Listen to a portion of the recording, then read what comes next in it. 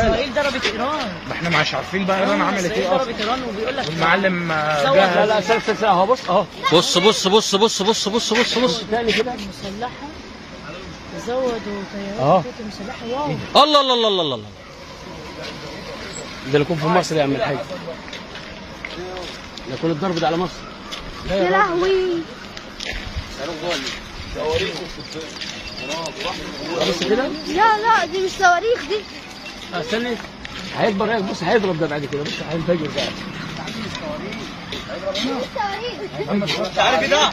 طيران الصواريخ يا جدعان.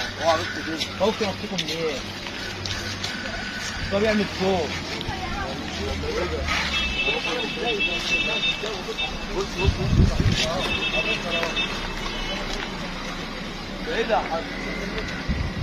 يا باشا دي مش طيارة دي. بص بص بص دي مش طيارة دي. انفجارات دي يا حبيبي. انفجارات دي. دي صواريخ بتتضرب.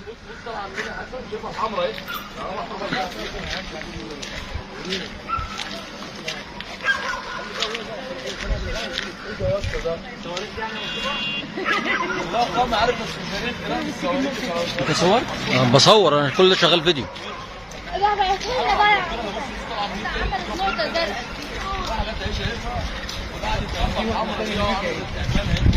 اه بص كده.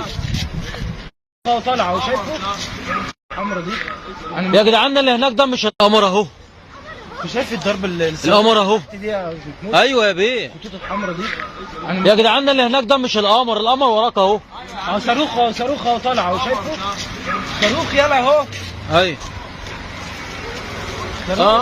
بص الشعاع اللي بيضرب. يا جدعان ده قدام شويه. لا مش سحابه ده. شغال ياما طول النهار.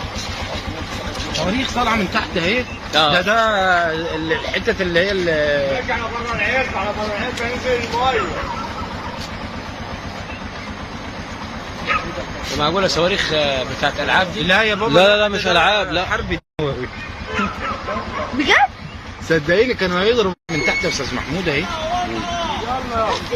صواريخ هتعمل كده. لا والله في حاجه هتحصل. في حاجه هتحصل. ربنا يستر على بس كله عمال يصور.